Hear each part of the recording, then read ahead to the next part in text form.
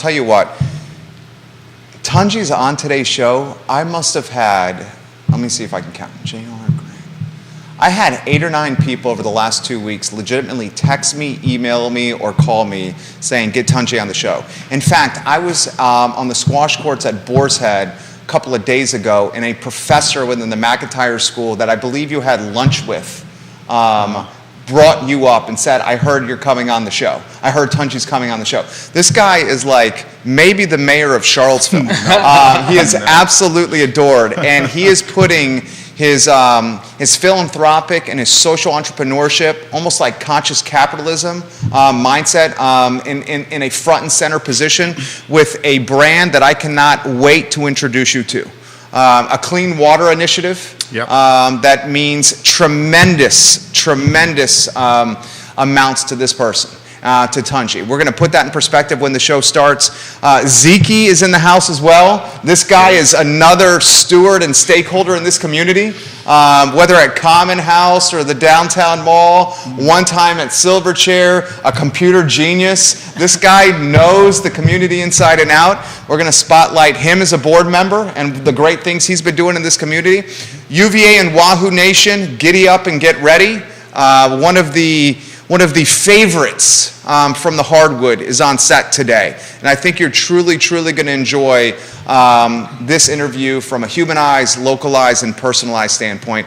We'd be remiss not to highlight Judah Wickower before the show starts. He's our North Star for our infrastructure, my right-hand man for over 10 years at this company that turns 15 years old in May. Judah, the questions are coming in fast and furious. That's my cue to shut up.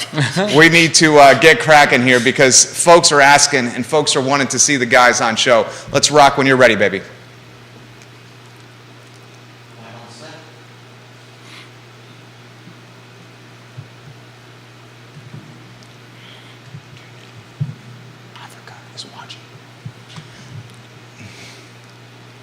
Guys, good Thursday afternoon. I'm Jerry Miller, and welcome to the I Love Seville show. Thank you kindly for joining us on a gorgeous and glorious Thursday here in downtown Charlottesville. Folks, our studio is on the downtown mall in Charlottesville, but our audience is Charlottesville-wide, Commonwealth-wide, country-wide, and legitimately worldwide, as I see IP addresses all over Africa on the I Love Seville show today. And that makes my heart so happy, like so happy.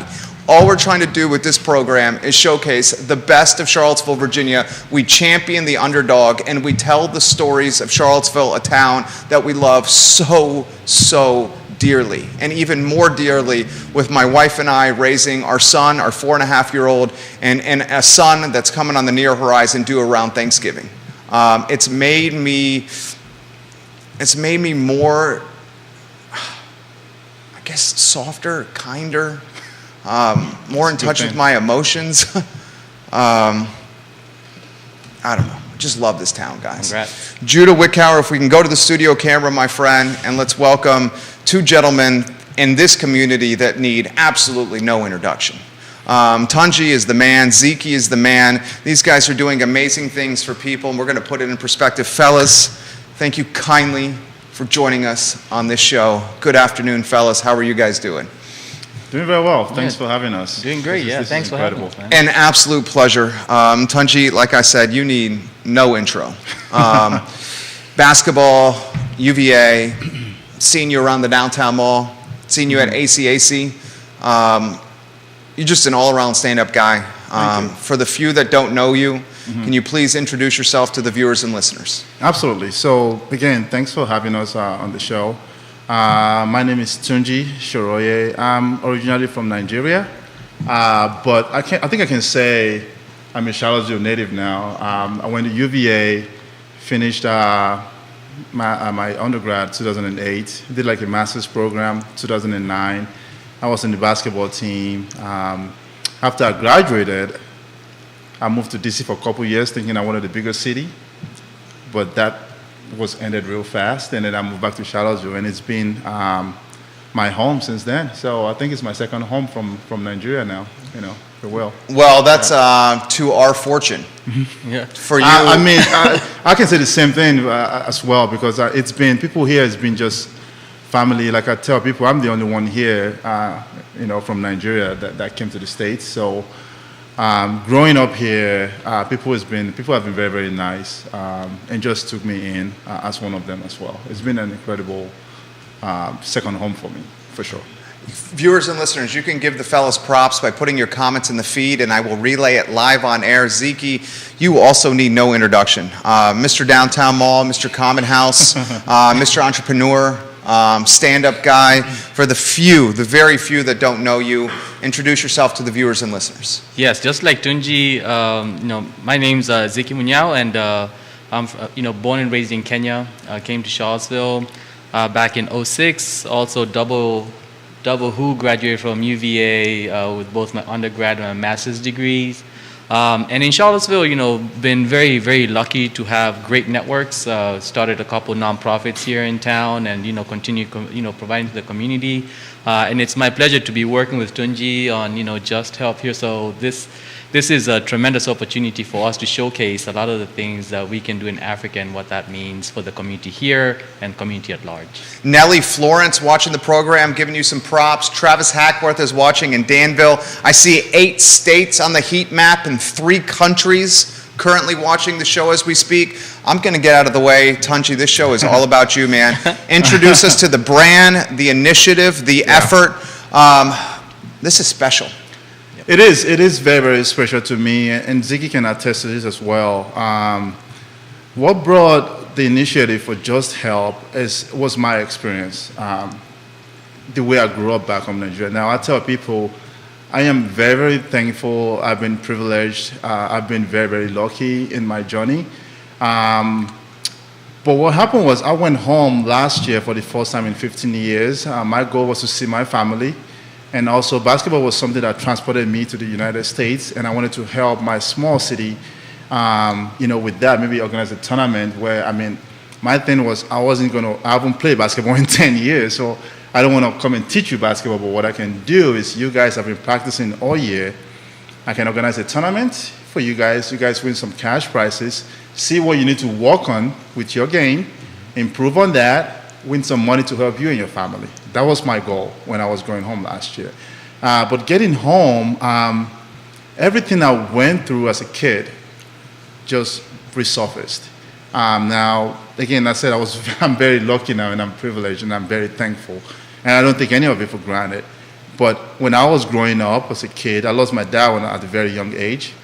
I was the oldest, and because of my height, even though I was 10, I looked like I was 15 years old, So I was that kid that I was going out. Now, at 10, 11 years old, every morning, 5 a.m. or so, you get up and go look for water. Now, there's no particular place that you're going to. There's no destination. You're just going scouting for water. That's what I did every morning, 5 a.m. I went home last year, and I didn't forget, but I guess if you haven't been somewhere for 15 years, you kind of get sidetracked. You have family, you have your job and all that stuff, you get sidetracked. And then the same thing came back. Everything I went through as a kid came back. I was seeing kids doing the same thing I was doing 5 years ago, before they go to school, And that's what prompted the idea of Just Help. I came back to the States. I was home. I was very happy to see my family, to see my friends, to help with basketball. But honestly, I was very emotional the whole time I was back in Nigeria because of what I was seeing. I think in so many occasions I ended up just parking my car somewhere and just helping family out. Okay, you know what? Go buy water so that kids can go to school. Don't have to worry about water today. So I came back to the States and I was like, I think I can do more, because if you think about how developed America is compared to Africa, a little here goes a very, very long way back home. For example, I gave a lady $8 worth of our money, and she had 3 kids. This lady was thanking me, telling me this was going to feed her family for 3 days. And then she came back the next day at the stadium where I was holding the tournament, out of that money, took transportation money out of that money to come thank me. I was like, lady, feed your family. You don't need to come thank me the next day out of something that you don't have. So I came back and I was like, we can do a lot more. Now, I can't help everybody, but if I can help these rural areas with water, like I went through as a kid, I think that would take so much struggle out of their daily routine. It would do three things right off the bat for me. I think the water part, it would take the struggle away, for one. Secondly, when I was growing up,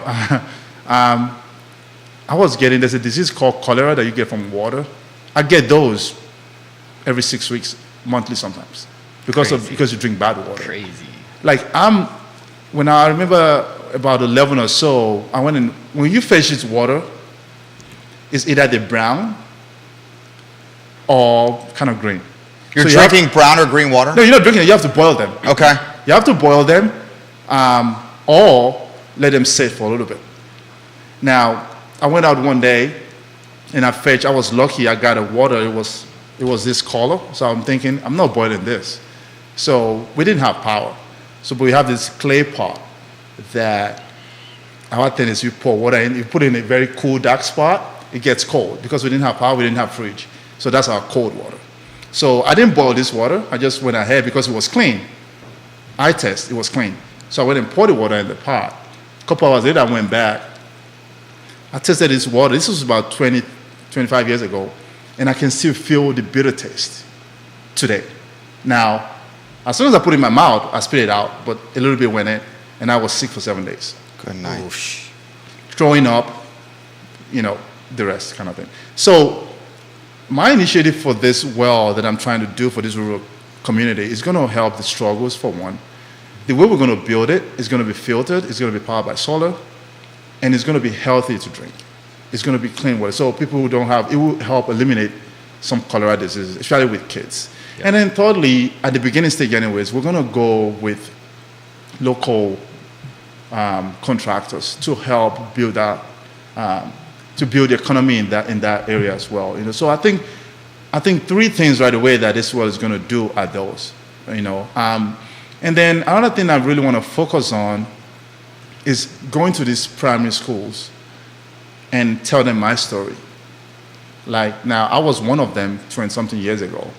And if you have told me I would be here today, I would have called you real crazy. Yeah.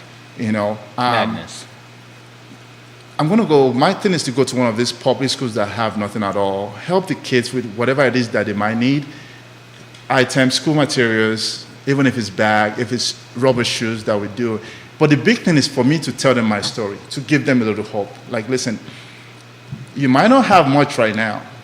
You might be going through stuff, right? You don't even know what's going to happen tomorrow, how you're going to feed yourself tomorrow. But I'm a true testament. I was in your shoes 20-something years ago, and I'm here. You have a better chance because the world is evolving. I'm giving them some kind of a beacon of hope. Yeah. Like, if I can do it and get to this stage, you can even do better because of the way the world is progressing right now. So I came back to the States and I was like, when I was thinking about the initiative, I decided to call it Just Help. And there is no complication to that name. It's just what we want to do. We want to just help give these kids, these families, these areas, a beacon of hope. Make their life a little more tolerable. Give them maybe good health through water. Yeah. We just want to help. Like, if somebody comes to me, what does Just Help mean?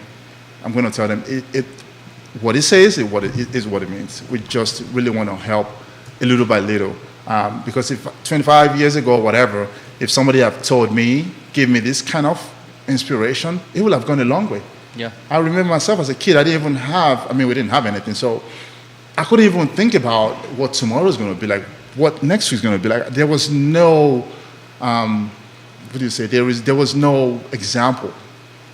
You know what I mean? We were just, living our life day by day kind of thing, So I think giving these kids just a little bit of something to keep them in school and then also tell my story will go a very, very long way. Oh, for sure. And then it just says the name again, Just Help. Is what we want to do. We just want to try to help these communities, these kids, these rural areas as much as we can. I love it. Absolutely. I love it. You crushed that. Dude's going off for a triple-double right now. You crushed that. Zeke, can we get you in the mix? You're a board member. Your time is valuable. You know this as well as anyone. Why offer the time? to this initiative? Oh, first of all, Tunji and I are great friends. Right? We've been friends for years, and we talk about a lot of things. But when he came to me and said, hey, I just got back from Nigeria, and what I've seen, I need to help. I was like, all right, tell me what you need, man.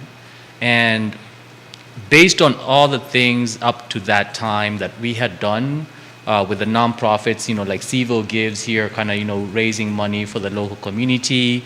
And then we had the nonprofit that was benefiting students in Kenya, providing them literacy. I was like, I've done this before. I've seen it work. I've seen the impact. I think we can do it together, right? And regardless of how much bandwidth or how much time this requires, whichever way possible, we'll put it together in a way that not only will it save us some money, but it will get the true impact that it deserves. Yeah. So what happened is Tunji and I found time on a weekday and sat down at the Common House and started this organization at the Common House together. Yeah. And he was explaining to me like all these stories. He was sharing some pictures. I was like, you don't have to pay a lawyer all this money to start a nonprofit. We can do it right here based on the experience of the things that we've done in previous organizations. So we started it. And from that point on, I am, in many ways, his right hand in getting this organization to successfully deliver the impact that we're looking for and also engage in the community in the best way possible. So for me, it's a pleasure working with a good friend of mine, and it's also like an opportunity for me to learn from communities in West Africa, being that I'm East African, I'm always curious to find out, how can we help the communities in Africa. So it's also a passion project, and I'm looking forward to helping in whichever way possible. Love it. Ashley Palmer watching the program, Jessica Alkina, Joe Duquette. Man, if I'm going to mess up some names, guys, I apologize here. We got a gentleman by the name of, Zeke, can you help me with this name right here?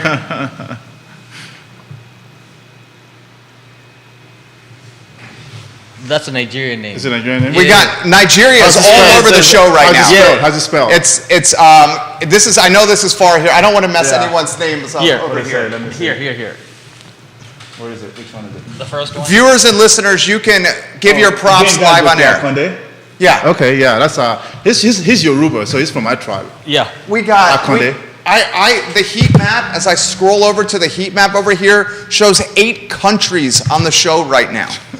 This is the power of social media when used for the good. Olivia Branch, what a rock star lineup. Incredible men doing incredible things. James Watson, Rob Craig, Scott Aaronworth, the king of Virginia Beach, Scott Thorpe, much of the University of Virginia on the broadcast right now. You, the viewers and listeners, can ask questions and give these men props. I'd love for you to put in very straightforward fashion the plight or the challenge, and you've done this already, but even more, please, of 10-year-old Tunji, uncertain about the world. Yeah. His father passed away. You, like you said before the show, privileged because the skill and talents of basketball. Yeah. Exactly. Because if you did not have the skill and talents of basketball, would not be here in Charlottesville. Not even close. Right. Right? Not even close. Okay. Yeah. So put this in perspective here, because I can already tell you understand the level of fortune. Oh, absolutely. I mean, I have a 6-year-old daughter, and I'll look at her someday. I was like, you are so lucky. You get to eat what you want. You get to choose what you want to do. We didn't have that options. Like, imagine sending your 10-year-old kid 5 a.m. in the morning with no shoes, by the way, in the dark to go look for water. There's no particular place that you're going. Like, I like parents to just imagine that you have a 10-year-old in the house. You're going to wake him up at 5 a.m. in the morning. First of all, if I wake up my daughter at 7 a.m. in the morning, she's giving me all kind of crazy about that. But that's for her to get ready for school. Imagine waking her up to be like, hey, just go out. That's pressure. Just go out, go look for water for us to use. That's what my life was.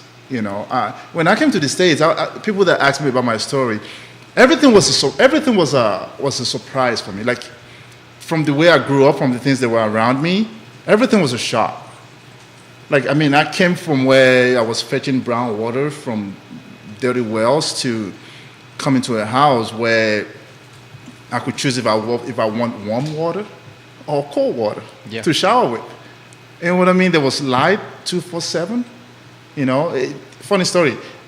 I mean, people will laugh at me. I didn't use laundry machine for 6 months because I didn't believe it was In the US? Yeah. Because you felt guilty? No, because I didn't believe it was going to wash my clothes better than my hands. Really? No. So this is first year at UVA? Yeah, it's the first year in high school in D.C. Okay. Yeah, I went to Montrose Christian High School. Right. Like, so my dirty clothes, I would go to the sink and wash them with my hands.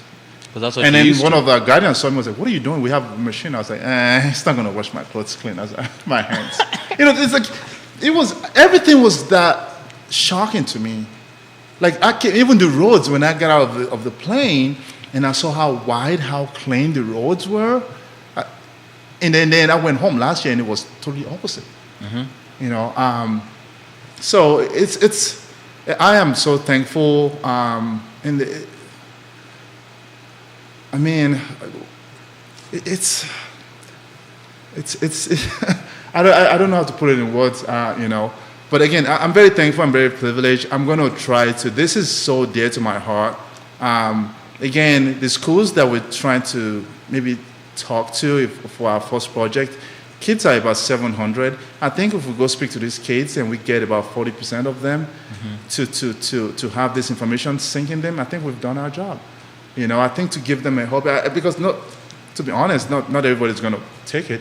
Yeah. But if 20, 30, 40% of these kids take it and do good with it, I think we've done our job. You know, and that's all we can do. But I wouldn't stop until I do that first project. It's so dear to my heart. I think it would touch so many lives. And I'm looking forward to it, man. Yeah. You know, really looking forward to it. Scott Hamler giving you props. We love you, Scott. NBC 29 is not the same without you, Scott Hamler. Yeah. Sandra Kemama giving you props. Yeah. That's family. You got Megan Gum giving you props. Danny Cheers. Chamor giving you props. Cheers. Significant people on the feed here. Zeke, Yeah. anywhere you want to go here. Water, clean water. Americans, folks, we take it for granted. I wake up, I have the benefit, as you said, of hot and cold anytime I want. Yeah. Privilege is an understatement, what we have in this country. We're getting a taste of it through national and global media with the Ukrainian and Russian war. But this isn't even, I would say, even like the true reality of everyday life that, Tunji, you grew up with, where you're waking up at 5 in the morning and you're being asked to find water for your family. And as you said, without shoes on. Without shoes on. I had one shoe the whole year. He had one shoe the So whole I year. have to be very, very smart about how I use it. Yeah, like the one pair of Because shoes that you got, that's right? my church shoe. Yeah. That's my school shoes. That's my party shoes if there's any party that I Right. want to go to. Yeah. I mean, folks, are we hearing this? Yeah. Anywhere you want to go. Zeke, show is yours. Yeah, so this summer we're in Kenya. And in Kenya, the problem that is in Nigeria that Tunji is mentioning, similar issue in Kenya.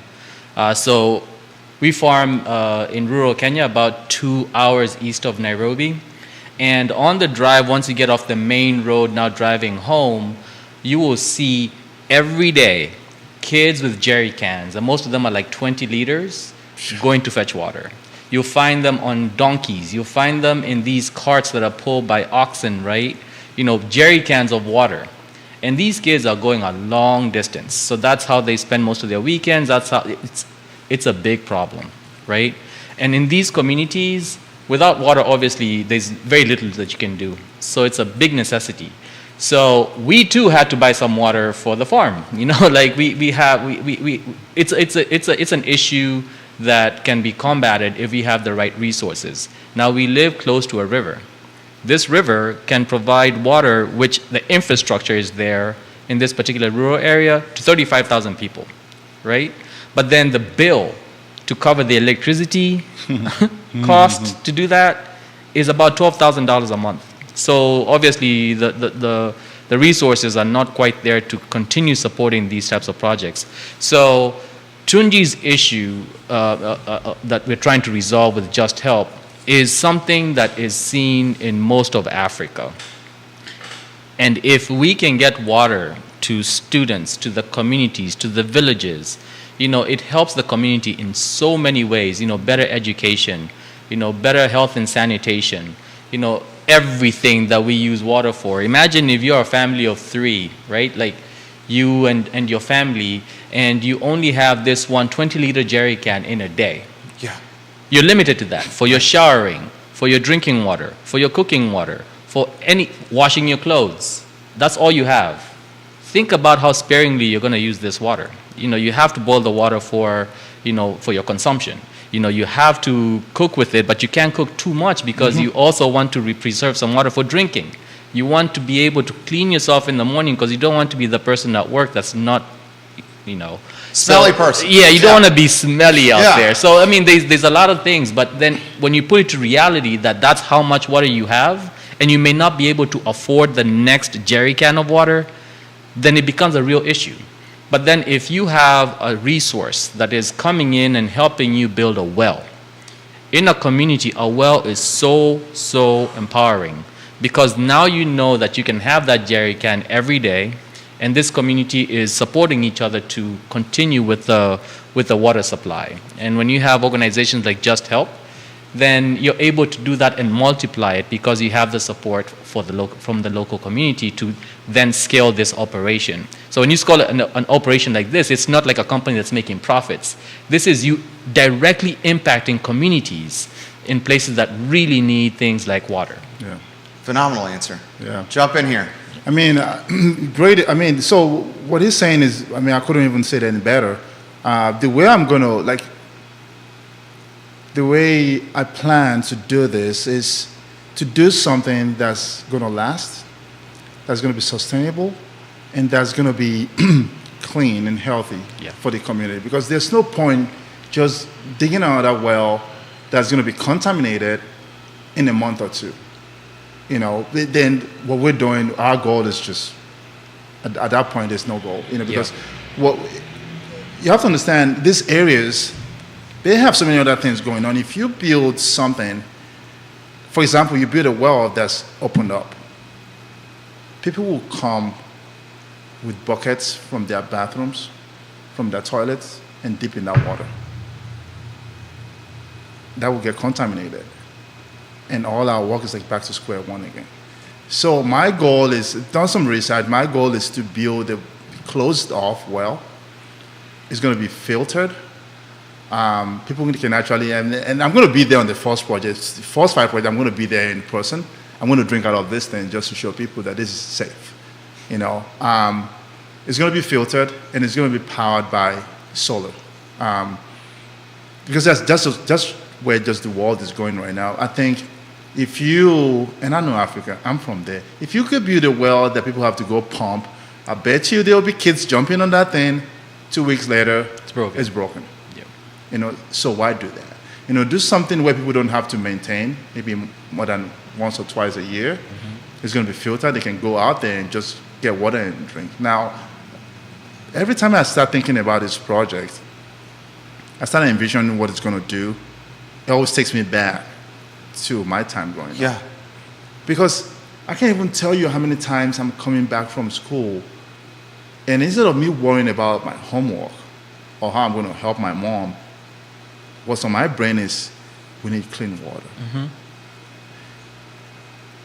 And I will carry that until I get that water. That is not even clean, that we have to boil and all that. So every time I envision what it's going to do for family, it takes me back to what I went through as a kid and how much impact it's going to have in these people's lives. The struggle, we are all human beings. We all have daily struggles that we're going to go through. But one thing we can try to control a little bit is not get sick. I can remember vividly from that. I got sick a bunch of times. But I can remember vividly from that water that I drank that I was sick for 7 days. And I can still feel that. I know what it tastes like. If somebody gives me that water today, I'll be able to tell you exactly what it tastes like. You know, so I think the biggest thing out of this for me is we can make this water healthy for kids, the most part. I think that will go a very, very long way. Yeah. Besides the fact that it's going to take away that everyday thinking, where am I going to get water from? They can also, I mean, these people are already going through a lot of stuff. They can take that out of their daily routine and focus on some other things that can help the community, their family, that area as well. How did fatherhood and being, welcoming your 6-year-old daughter and watching her grow and mature, how has that motivated you with this effort? Oh, huge, man. And I tell my family back home too. I mean, we get on the call and we make fun of her because I mean they know what I went through and my siblings went through and all that. You know, for example, my mom came. My mom came when I had her about 4 or 5 years ago, 6 years ago or so, and then she was just again like I was shocked when I first came to the States. She was shocked by everything too. Like she was shocked by everything too. Like a couple times I had to go help her adjust the water because it might be too hot or it might be too cold. You know, she wasn't used to that kind of stuff. So I tell my daughter I have to take them home at some point. COVID and all that, when everything is clear, I think it's a good experience. Just even though for my daughter, like when I was in college, I used to get mad at folks for complaining about stuff that they don't have. First world problems. Oh, Yeah. that's Yeah. what, exactly. And it took me a while to just understand they just don't know any better. This is all they've known. We don't know any better. I shouldn't judge them for Yeah. that. You know, so I tell people, like, just to have it, just for your own personal growth, to have a perspective in life because I think just go to Africa. Then don't go to the pretty Africa. Go to Africa and just for like 5-6 days. I think you will come back a different person, different mentality, different perspective. Oh, for sure. 100%. For sure. You know, and with Just Help, my goal is after we do like a couple projects and we have a very solid foundation. I want to try to take somebody locally from here to come with us and help tell the story and help see what we're seeing. Yeah. You know, I think that would be very, very influential and powerful. Very powerful. With our plan as well. But again, to answer your question, I'm just thankful. I'm very privileged and very, very thankful for where life has taken me, my journey so far with my family, and just I'm thankful for them too. You know, it's not like that all over the world. It's not even close. It's not. You know, not even close at all. But yeah. No, but think about it. Like, I have a 10-year-old son. Now imagine 5 a.m. he wakes up. Tunji's story. Still true story till today. Yeah. 5 a.m. wakes up, walks 3 miles to find the closest water. Fills this 20-liter jerry can. That's 20 kilograms. Put it on your head, by the way. Right? Carry it on your head, or you put a rope around it and, kind of pull it up this way. Yep. Then you walk back 3 miles to your house. You drop the water off. You still haven't had a sip unless you picked, you kind of took some on your way back. Yeah. Then you walk another 3 miles to school, where you're going to spend all day with very little water, if any. And not much food because, again, that's another scarcity. But that's another problem to solve a different day. Sure. Right? Then you walk back again that evening, right? So you've walked a lot just in this one day, no shoes. Temperatures in Africa most times are very hot. You're walking on dusty roads, and there's all these, like more recently, there's a lot of guys on these motorcycles that are providing transportation. Add another risk on top of, just walking home casually. By the time you get home after this entire day, you have homework, which you must do. You don't have textbooks, different problem to take care of at different time. And your parents may not necessarily have had the education that they can help you with your homework. So now you have to figure it all out. You have the one pencil, different problem for different time, to do this homework. And then you'll be in bed after having the little dinner that your parents can provide to you early. Because guess what? The next day you have to do it all over again. All over again. You're 10. All over again. I didn't. I mean, again, what I went through is shaped me to be the person I am today, and I'm very thankful to my mom and Yeah. everything. But I didn't have like the normal. Okay, you come back from school, you do your homework, you go play with your friends. I didn't have that. Did you know in the moment that it was difficult, or this is not how maybe it should be? Now, I've seen in the moment, because I was in the neighborhood where that's what everybody was doing. Now, we've So heard it's the stories. norm. Oh, it's the norm. That's what I'm Yeah. saying. It was the norm. Because we've seen or heard about families that are well-to-do. You know, they have wells in their house and all that stuff. We hear about them. But to us at the time, it was the norm. That's what you just got to do. Yeah. You know, and for my family, it was different because most of my friends have siblings that kind of share responsibilities. I was the oldest, so I have to do most of the stuff by myself, you know. So, like the normal childhood where you come back, you do your homework, and then you go watch TV or whatever. I didn't have that. It was a routine where I have to worry about school, I have to worry about water, I have to worry about I have to help my mom. And when I started playing basketball, I just went nuts. Because my mom she didn't care about basketball. She had to take care of the family. You know, so I used to sneak out of the house early in the morning. I used to steal her money for transportation. Sometimes if she doesn't have, I would walk miles to go practice and come back. You know, so everything I've went through, it's shaped me to what I am today, and I'm very, very thankful for it. But again, it wasn't the norm.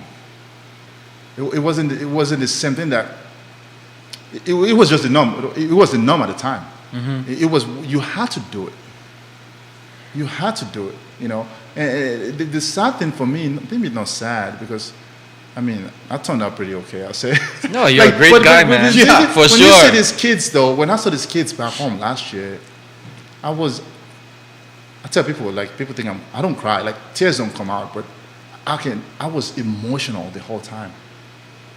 I was emotional the whole time, like, the whole freaking time I was back home. Like, you get to a point where I didn't even, besides the tournament and see my family, I just stayed indoors because I didn't want to have to see the same thing again. Yeah. You know, so, and that lady was a huge testament too. Like, when I did like the tournament that I did, UVA helped a lot, by the way, with that. They gave me a bunch of stuff, shoes, bags, basketballs for the tournament. We had like this carry-on bags that was from the championship year. That was a hit back home in Nigeria. So I gave those to a bunch of people. I mean, I'm telling you, my age group for the tournament was about, I think, 15 to about 19, 20. I was seeing older ladies like 20, 30 miles away from where I had the tournament wearing my T-shirt No way. and carrying water on their head. That's awesome. That's awesome. You know, so just a T-shirt. You know what I'm saying? Like, Yeah. so, yeah, it's... I every time I talk about it, I start getting emotional again, so I gotta cut myself off a little bit. But you know, but I'm glad Ziki is on the board because he's had some experience with this. I think we'll work well together. We try to do as much as we can to help, as much as we can. What's it like when when you went home to Nigeria? The response. I mean, It was incredible. Celebrity status here. Well, yeah, kind of. But first of all, like, you have to think about, so in my heart experience, I really think, and this is my opinion, I really think America is like the best country in the world. Why you say that? Because of the structure. Like, I tell people, like, maybe I shouldn't say this, but if you're not a lazy human being, you can make to do in America. Yes. You can do whatever you want. You can do whatever Yeah. you want. Yeah. If you're not a lazy I human believe being. that. If you have inspirations, if you have opinion, if you have a goal, if you have any kind of idea, you can exploit those ideas. America gives you that chance to do that. Yeah. I don't think too many countries in the world, no matter how great they are, give you the chance to do that. True. You know, okay, so if I'm thinking America is number one, Nigeria is like maybe 100. You have to, the level of the difference is just so huge where everybody wants to come to America and Nigeria because they think it's the land of opportunity. Everybody wants to come here from Africa. So when I go back home, the fact that you live in America, you get respect for that. You know, so I wouldn't say celebrity status.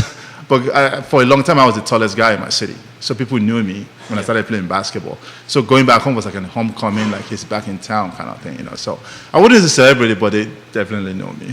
How difficult, question for both you guys, how difficult is it to go from Africa, Nigeria to America? And The first time? just if someone has a dream of going from Africa and living in America, how hard is that? Put that in perspective. I legitimately, gentlemen, have no conception. If they want to move from Africa to come live in America, Yeah.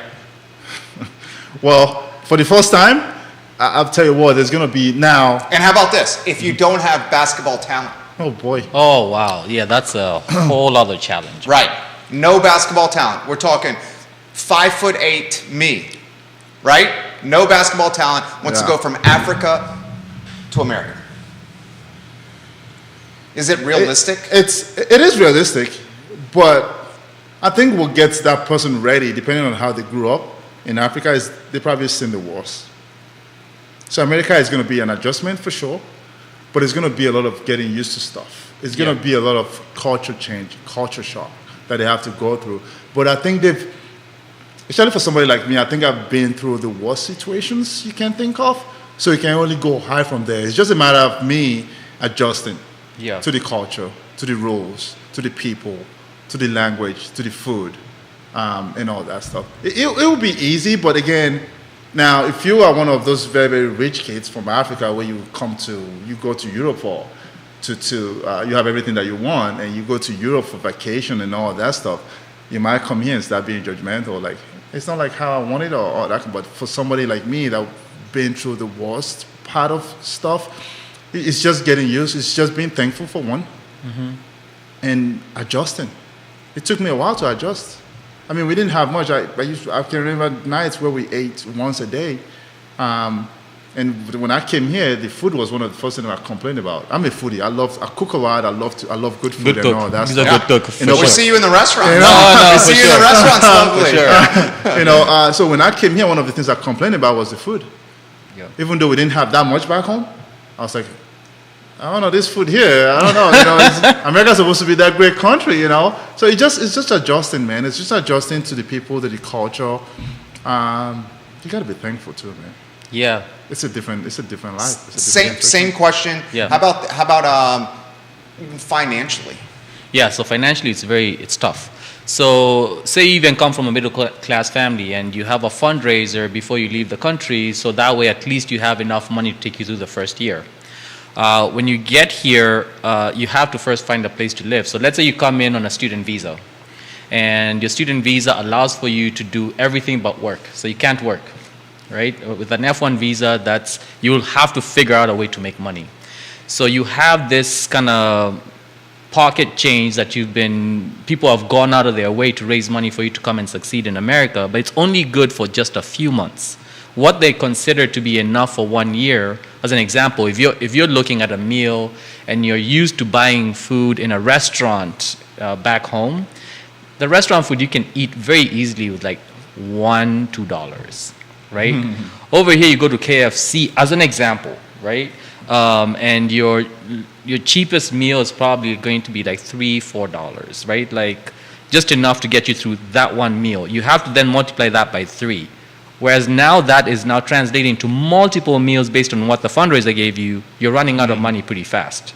So you have rent, you have food, you have everything else to just basically cover you while you're going to school. So you start stressing about that. Yeah. And when you start stressing about that, the next thing that falls through is your schooling, because you cannot quite perform, because now you're trying to think of a way to keep yourself going. So you drop out of school and you start a job. You know, you're taking a blue collar job. You are going to be based on where you're living, doing anything from farming to truck driving to whatever it is that someone makes available to you, knowing that you can't work in America. You don't have a work visa. So you're working essentially under the covers here to get your livelihood going. So by the time you find a way to get the job going, to sustain yourself, and then now you're thinking about going back to school, will take you years. Now back home, everyone thinks that since you're already in America, you're making all the money, right? So now they're expecting you to start sending some money home. So now you start getting dependents back home. Yeah. You're not making enough money to sustain yourself. You're living with roommates. You're barely eating 3 meals a day because you're working probably multiple jobs, and you have to sustain, sending some money home because your family needs you. So what happens is you're caught in all these things that are required, at least for you to sustain your life, and never really meet the goal that brought you here, which is education. Yeah. So that's a usual challenge. But then you also have the other side where you say, I'm going to live as frugal as possible and get through the education. And once you get through the education, let's say you do get an associate's This is what you degree. did. Yeah. Right? Yeah, but luckily for me, my story is slightly different in that I come from a middle-class family in Kenya, so I was able to kind of maneuver through things in a much more smoother way. But from what I've seen with my peers and others in the diaspora here, the stories are very much similar to what Tunji is saying and what I've experienced too. If you take that frugal way and make it through college, and let's say in your second year you get some type of scholarship, some type of support in school, and school gives you some job that can help you through, and you graduate, then now you'll find a lot of Africans in Silicon Valley, a lot of Africans, taking a lot of the white collar jobs because you come here with that motivation and that kind of zest, to go in there and be able to perform. And you grow in the community, your local community here, and you still support the folks back home and can succeed. So there's these two paths, but each person then is different. And each situation also has this level of luck that has to kind of fall your way. So yes, there's the culture change and everything that Tunji has mentioned, but America can be the land of opportunity, and it could also be like a very difficult place to live if you don't have the right support systems. Yeah. Absolutely. Is the University of Virginia brand known in East and West Africa?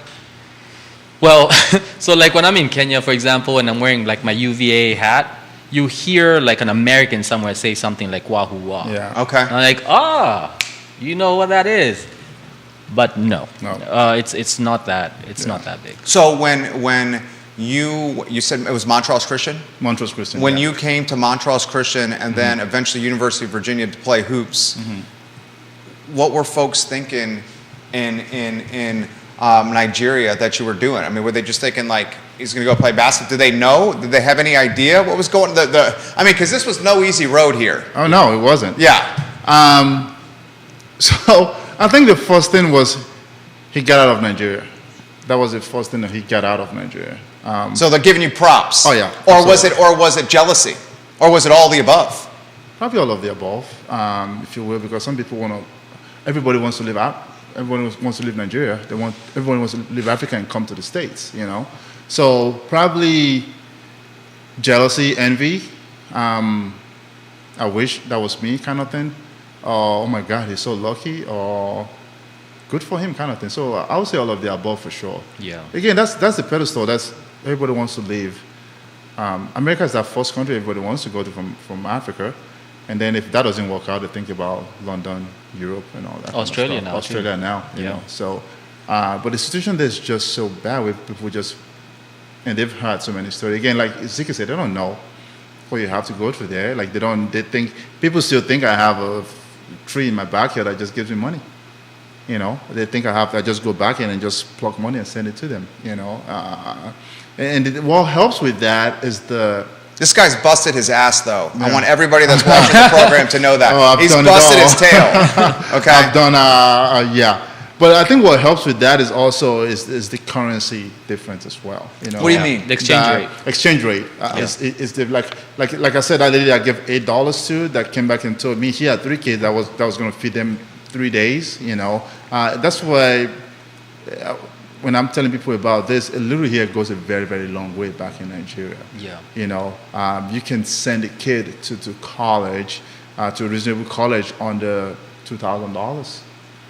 A year kind of thing. So the currency here has more value back home in Nigeria. That helps financially for sure as well. Yeah. So, gentlemen, there's a lot of people watching this show here. How do we help? How do we volunteer? How do we donate? We're spreading the word and the brand now. How do we help? Good question. So our website is called justhelpafrica.org. Justhelpafrica.org. If you go on there, it will give you our background, our story, our goals, what we want to do. There's a donate button on that on the website that you can click and donate. We take all forms of donations. Also, we are a 501c3 organization. Thanks to Ziki for that. It really helped. Teamwork, with that man, one. teamwork. But yeah, it's we want to make the process as easy as possible for everybody. And if people have questions as well, I'm very open to the process. Ziki is very as For well. JR, who's another member of our team, is JR also, Hadley? Yeah, Yes. is also Great guy. available. Yeah. You can reach out to us personally if you want. I'll tell people I'm open to meeting them and telling them my story, telling them the process, whatever they want to do.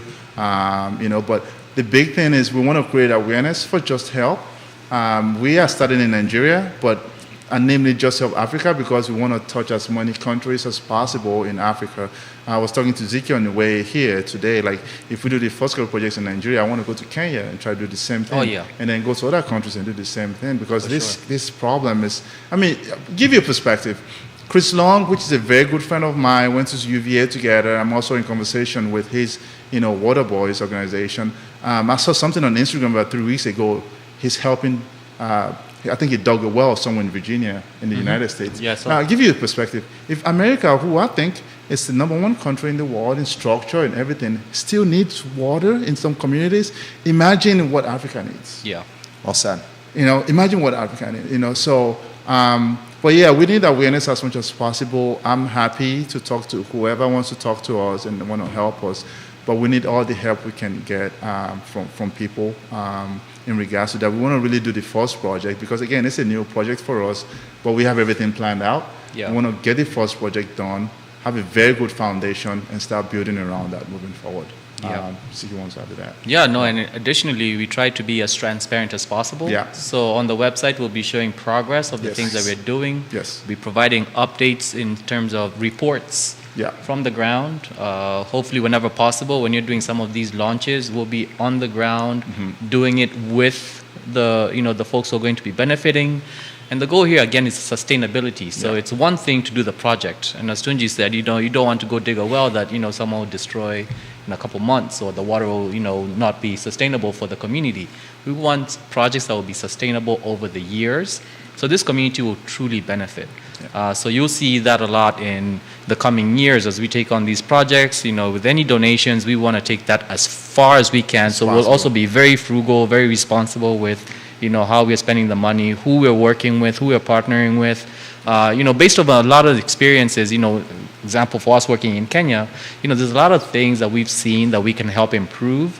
So we're using that experience to then drive Just Help Africa as far as possible in the most transparent way possible. Yeah. And if I can quickly touch Please. on that. Yeah. So the first project, like he said, I'm going to be there on the first project, opening up everything. We're going to take videos. We're going to take a bunch of pictures. I want testimonials from the locals on ground to just help tell how what this is going to do for their life moving forward. Yeah. I will document all that stuff and have it on the website for people to see as well. And again, like I said earlier, maybe sometimes in the next 3-4 projects, I would like to take somebody local from here to come with us and help see what we're doing, help tell the story moving forward kind of thing. Yeah. That's amazing. Gentlemen, questions coming in. We'll try to get to as many of these as possible. First, we've never had this many countries in Africa watching the program. This is a testament undoubtedly to you Africa's guys. the future, man. Africa is representing right here. Yeah. Multiple folks are asking, how many languages do you guys each speak? Well, so we have 3 major languages in Nigeria, but we have over 300 dialects.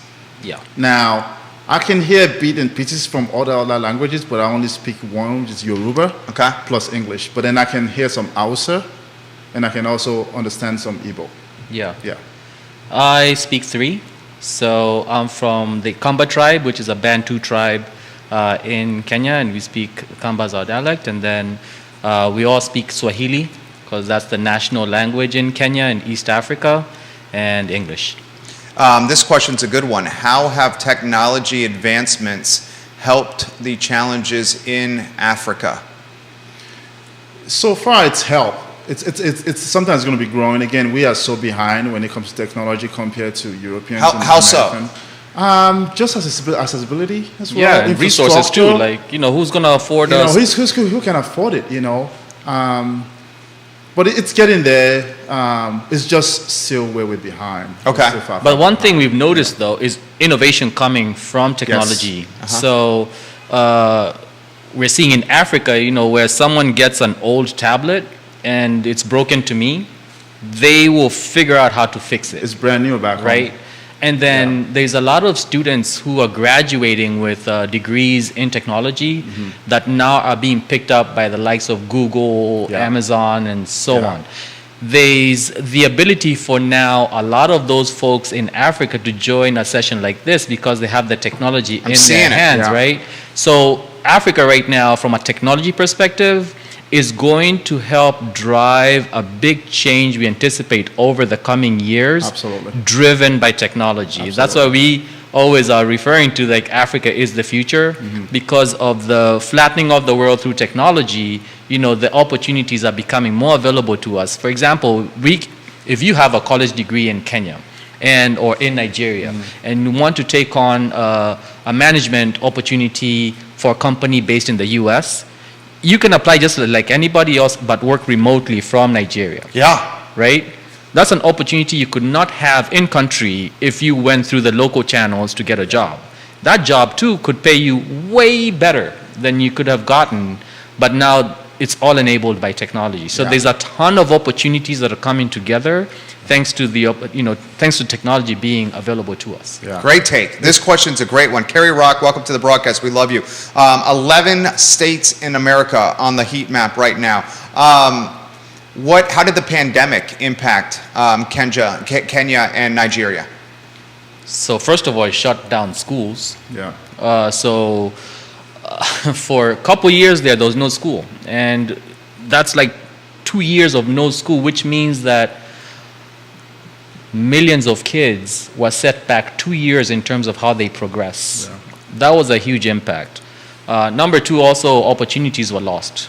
So everything from jobs, everything to do with even transportation, getting from place to place. There was curfews. There was a lot of restrictions placed. So there was very little that you could do in terms of just advancing forward as a family, as a community, as a country in Kenya that were broadly interrupted within Kenya. So that was a huge impact on us. But then the recovery too is looking like, promising.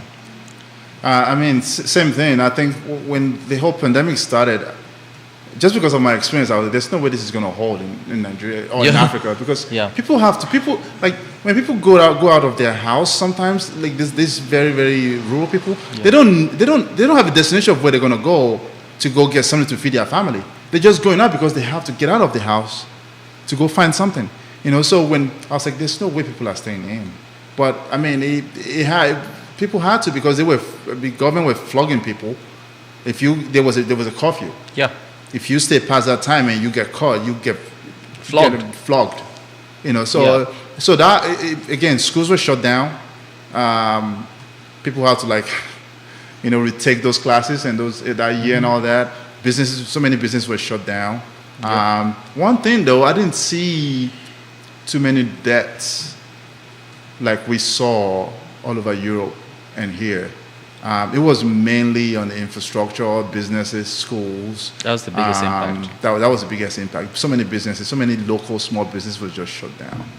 Yeah. I couldn't even imagine how people survive, because there's a family that has a very small shop. They're selling grains, and they only have one big container where they sell this grain. And if that's not happening, and that's how they feed their family, if they don't have that, then what?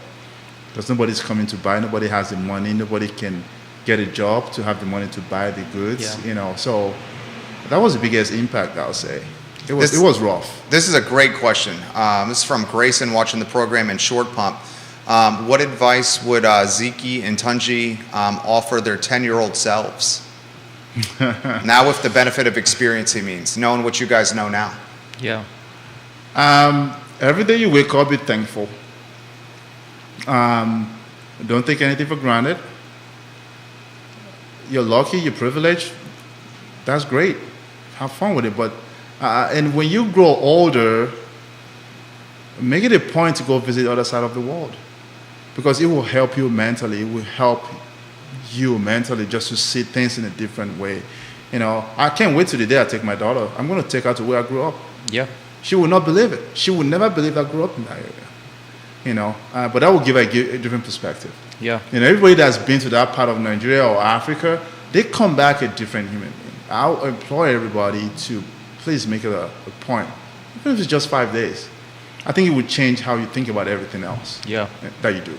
Yeah. Yeah. That's what I'm talking about. I'd say first, don't forget your roots. You know, always remember your roots. Always keep your family close. Work hard, and remember where you've come from. You know, so if you just keep those going, you know, you go into high school, you go graduate, you go into college if lucky enough. Don't forget where you're coming from, because now once you establish yourself, you know, you may want to go and, you know, be the biggest person in the world. You could be this most powerful person, but you've forgotten where you've come from. That's a very great point. Like, same thing with me. Like, I mean, I went through those things, but I'll go back there tomorrow Yes. to help more people. Yes. It shaped me. It shaped who I am today. It makes me see things differently. Yes. We are in a position now to, sorry. Yeah, absolutely. That's a very good point, actually. Yeah, you know, I might not be able to live there because I'm so spoiled now, but I'll go back tomorrow Yeah. and be in that area again and give people, inspire people. Like, if I can be here, you can also. Yeah. You know, absolutely. I Roots plan are on very, going very. You do? Yeah, I mean- With your 10-year-old? Huh? With your 10-year-old son? Oh, we go every they year. go all the time. We go every year. That's awesome. Twice. I mean, we just spent all summer there. That's awesome. You know, and he's doing archery. You know, he's got his goats, he's got his chicken. You know, he speaks at the school 2 kilometers away from our farm to empower high school girls to have the confidence to speak up. You know, like he's got that kind of like, He's a leader. he's got a presence, Yeah. you know, so as a 10-year-old, I think he's more advanced. You know, he gets things in a very mature way. But then, you know, for me, when I was a 10-year-old, I was still kind of, you know, trying to jump off ramps with my bike. You know? Like, you know, Being a 10-year-old. yeah, I was being a 10-year-old. Yeah. But then if someone told me that, you know, someone gives me the advice that we now give our sons as, you know, their parents and mentors and people who've experienced life in the way that we have, you know, understanding where you're coming from, to know where you're going, and then when you get there, knowing what to give back is very powerful. Yeah. Love it. This question from Kelsey, who's watching, I believe you're watching in Charlotte, North Carolina, Kelsey. She says, fantastic interview, Jerry. Please ask your guests the most challenging aspects of transitioning to the States and the most challenging aspects of transitioning to the University of Virginia. I myself am a 2006 UVA grad, and she does hashtag Wahoo Wah. Wahoo. So me coming in and going to high school first kind of helped me before I went to college, Yeah. right? Because, I mean, like I said, everything was a shock to me when I came, you know. So, but again, my mom used to tell me this when I was a very, very young kid. Like, people are people. Yeah. Green, yellow, wherever you are, people are people. And be nice to people, be kind to people. See people, you say hi to them, you know. So I've always carried that everywhere I went with me. But again, if you're coming from a different environment like Africa and where I came from, the adjustments are, a foodie like me was a food. I mean, we didn't have anything back home, but I was eating some terrible food when I got here. I was like, you know what, I'm going back home. Yeah. I'll go eat once a day, but I know it's a good food. You know what I mean? Yeah. But again, it's just getting adjustments like, okay, my mom taught me how to cook. Okay, let's just find a store that sells African ingredients and I can just cook this up myself. You know, so I think it's just adjusting to the people, to the culture, to the language. Yeah. I mean, I still have an accent, but when I first came, It was strong. Really, it was strong. I mean, and then you can't take things too personal. Because I mean, kids are always going to be kids. I had kids when I was in high school. They just made fun of us when we first came. Well, it Yeah. didn't also You know, hurt that you could have beat them up if you really Yeah, wanted exactly. And then when I was you would have crushed them. when I was in high school, people. I mean, I smiled a lot, but they tell me if I don't smile, that I look very, very mean. So to those kind of kids, all I have to do is just stop smiling. eases that tension. Well, dude, you're so easygoing. Um, You're very approachable. Yeah, I think it's just getting adjusted to, like, if you just believe, like my mom told me, people are going to be people. Now, there's going to be bad and good people.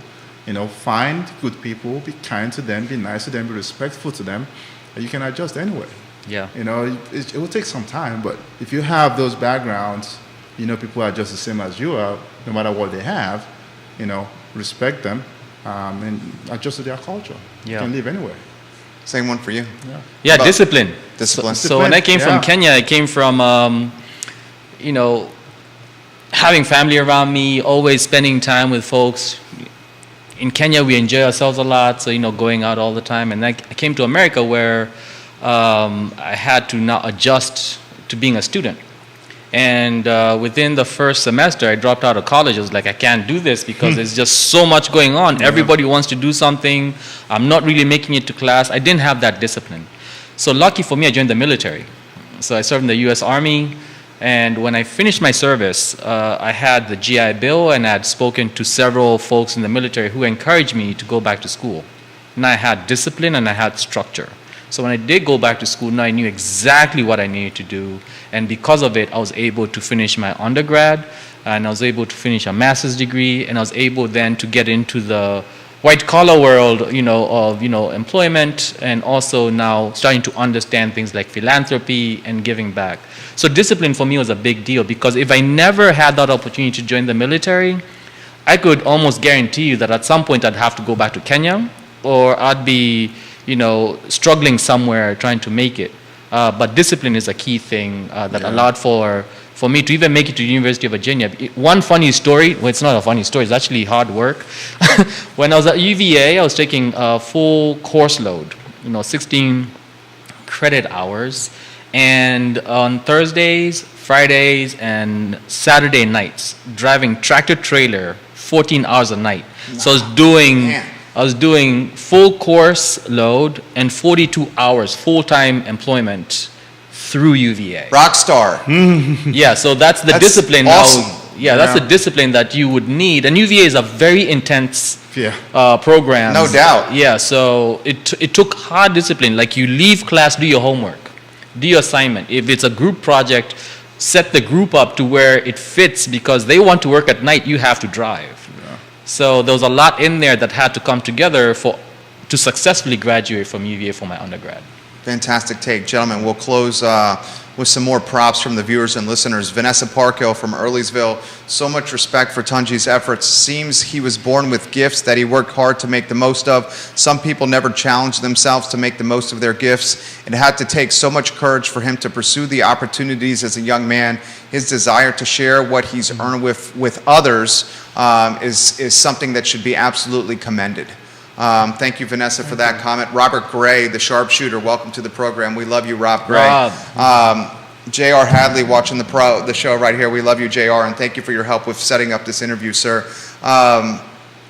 Close on this. I try, especially as a dad, we got a 4.5-year-old, my wife and I, and number 2 due around Thanksgiving. I'm really trying to showcase, the trials and tribulations of parenthood. Describe parenthood on the show as like the best, hardest thing ever, and the longest, shortest thing ever. Like, the days feel like years, but then you're like, please stop growing. How are you 4.5? Mm-hmm. Yeah. I love to highlight your mom and how proud she is of you. Yeah.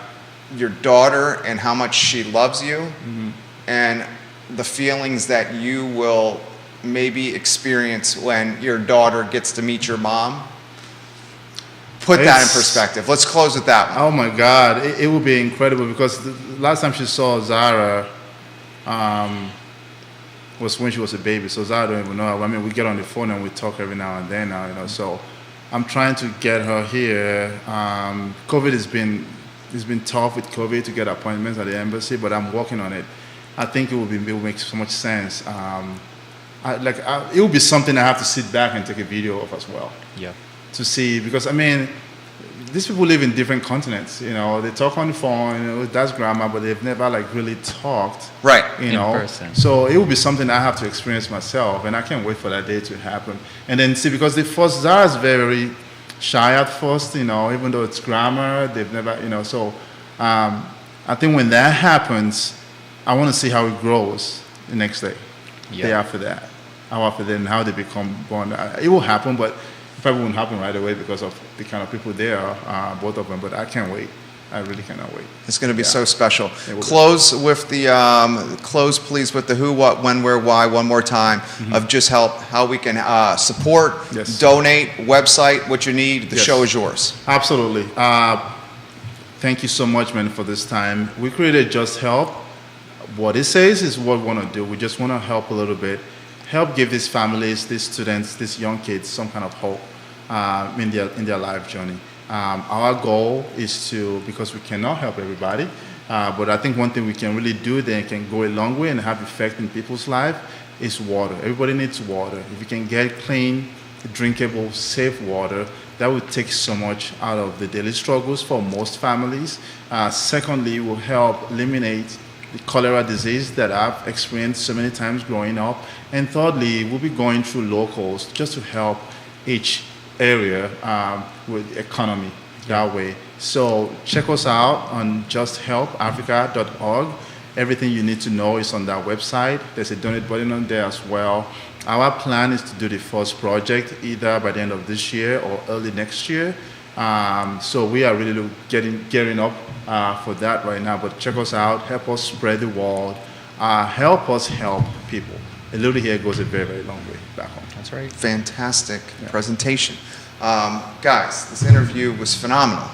Undoubtedly one of the best ones we've ever done. For those that are asking, we will archive the show in totality on iloveseville.com. Every social media platform is airing it, and wherever you get your podcasts. You see what we're trying to do here. We try to showcase the best of Charlottesville and Central Virginia and the people in the community doing positive things. We love to champion folks, the underdogs in this community as well, and we love to shine a light on areas that need attention. It's the whole concept of this. Social media used for the good. Judah Wickhauer is our director. He is the man. Your father, Jim, watching the program, giving you props, Judah. Zeke and Tunji, when you see them around town, stop them, give them props, support them, donate, help, spread the word. And I'm truly grateful for folks all over the world watching us today. Thank you. Thank you so much, man. Yeah. Appreciate it. Thank was you. great. Thank you, guys. Thank you. The Thursday edition of the program, guys. Thank you kindly for joining us. Take care, everyone. Tell us when the mics are off, gentlemen.